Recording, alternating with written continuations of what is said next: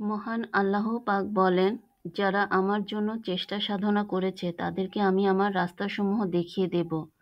আর নিশ্চিত আল্লাহ পাক পূর্ণ কর্মশীলদের সাথে রয়েছেন। সূরা আনকাবুত ৬৯ নম্বর আয়াত। আলহামদুলিল্লাহ ওয়াসসালাতু ওয়াসসালামু আলা রাসূলিল্লাহ ওয়া আলা আলিহি ওয়া সাহবিহি আজমাইন। আসসালামু আলাইকুম ওয়া রাহমাতুল্লাহি ওয়া বারাকাতুহু।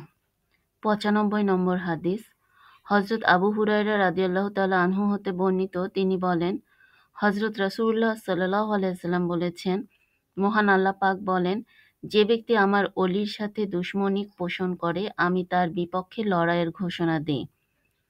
আমার দাস আমার আরোপিত ফরজ কাজ হতে যা আমার কাছে অধিক প্রিয় তার মাধ্যমে এবং নফল কর্মের মাধ্যমে আমার নৈকট্য হাসিল করতে থাকে। এরূপে এক স্তরে আমি তাকে মহব্বত করতে থাকি। আর যখন আমি তাকে মহব্বত করি তখন আমি তার কান হয়ে যাই যা দ্বারা সে শোনে, তার চোখ হয়ে যায় যা দ্বারা সে অবলোকন করে, তার হাত হয়ে যায় যা দ্বারা সে ধরে এবং তার পা হয়ে যায় যা দ্বারা সে গমনাগমন করে। আর যদি সে আমার নিকট চায় আমি তাকে দেই। আর যদি আমার নিকট আশ্রয় চায় তবে আমি তাকে আশ্রয় দিই। বুখারী ৬৫০২ নম্বর হাদিস। সুবহানাল্লাহ। এই হাদিস থেকে আমরা স্পষ্ট বুঝতে পারছি এখানে অলি বলতে বন্ধু বোঝানো হয়েছে। নবী রাসূলুল্লাহ আল্লাহর বন্ধু ছিলেন। এখানে রাসূলুল্লাহ সাল্লাল্লাহু আলাইহি সাল্লামের কথা বলা হয়েছে যারা দুশমনি করছিল ওই সময়ে, কিংবা এখনো যারা আল্লাহর রাসূলের বিরোধিতা করবে তারা কিন্তু আল্লাহর দুশমনে পরিণত হয়ে যাবে। এবং আল্লাহ এখানে বলেছেন একটা রূপক অর্থে আমি তার বিপক্ষে লড়াইয়ের ঘোষণা দিই। অর্থাৎ আল্লাহ যখন তার বিপক্ষে চলে যায় তখন কিন্তু আর করার কিছু থাকবে না।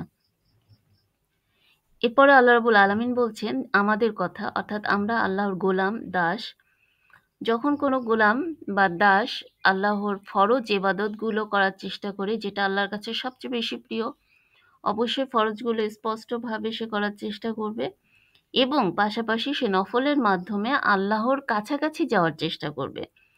নফল ইবাদত, দান, সদকা, যত নফল ভালো কাজ আছে এর মাধ্যমে সে কিন্তু আল্লাহর কাছাকাছি যাওয়ার চেষ্টা করে এবং আল্লাহর নৈকট্য লাভ হাসিল করে। এই অবস্থায় আল্লাহ রাব্বুল আলামিন এখানে যে বিষয়টা বুঝাচ্ছেন যে এইরূপ অবস্থায় এক স্তরে আমি তাকে মহব্বত করতে থাকি। একটা সময় এসে সে যখন এত বেশি আল্লাহকে ডাকে, এত বেশি আল্লাহর কাছে চায়, তখন আল্লাহ তাকে ভালোবাসা শুরু করেন, ভালোবাসতে শুরু করেন। এবং তখন আল্লাহ রাব্বুল আলামিন বলছেন যে আম আমি তাকে মহব্বত করি এবং আমি তার কান হয়ে যাই যা দ্বারা সে শোনে, আমি তার চোখ হয়ে যাই যা দ্বারা সে দেখে, আমি তার হাত হয়ে যাই যা দ্বারা সে ধরে, কিংবা আমি তার পা হয়ে যাই যা দ্বারা সে গমনাগমন করে কিংবা হাঁটাচলা করে।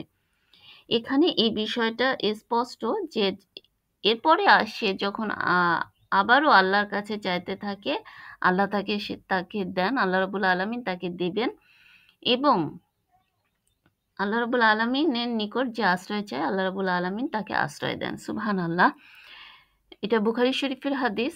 তার মানে এখানে যেটা বোঝানো হয়েছে যে একজন দাস, গোলাম যখন আল্লাহর কথা মতন চলার চেষ্টা করবে, আল্লাহকে পাওয়ার চেষ্টা করবে, তখন তার চোখ, নাক, মুখ, কান, হাত, পা সবকিছু আল্লাহর হুকুম মতন কাজ করতে থাকবে। সে কিন্তু এই হাত, পা, চোখ, নাক, মুখ দিয়ে অন্যায় কাজ করার চেষ্টা করবে না, ইচ্ছা পোষণ করবে না, অন্তর দিয়েও সে চিন্তা করবে না। এবং তখনই কিন্তু তার হাত, পা, চোখ, নাক, মুখ, মাথা থেকে পা পর্যন্ত তার শরীরের প্রতিটা অঙ্গ-প্রত্যঙ্গ আল্লাহর পাকের কথা মতো চলার চেষ্টা করবে এবং সে শেষ পর্যন্ত প্রিয় বান্দাদের অন্তর্ভুক্ত হয়ে যাবে। অর্থাৎ আল্লাহর কাছাকাছি যাওয়ার চেষ্টা করবে এবং আল্লাহ তাকে ভালোবাসতে শুরু করবেন। সুবহানাল্লাহ! এর চেয়ে বড় পাওয়া আর কি হতে পারে একজন মুমিন ব্যক্তির জন্য? উম আর আমরা চেষ্টা করব আমাদের চোখ, নাক, মুখ, হাত, পা দ্বারা যেন আমাদের অন্যায় কাজ না হয়, ইচ্ছাকৃত।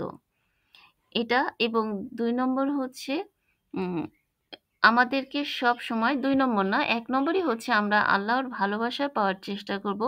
যেন আল্লাহ রাব্বুল আলামিনের কথা মতন আমরা আমাদের জীবন পরিচালনা করতে পারি, আমাদের অঙ্গ-প্রত্যঙ্গকে পরিচালনা করতে পারি এবং দ্বিতীয়ত এর মাধ্যমে আমরা আল্লাহর নৈকট্য, আল্লাহর কাছাকাছি যেতে পারি এবং আল্লাহ খুশি হয়ে আমাদের হাত, চোখ, নাক, মুখ সবকিছুর ইবাদত, এগুলোও তো ইবাদত করছে।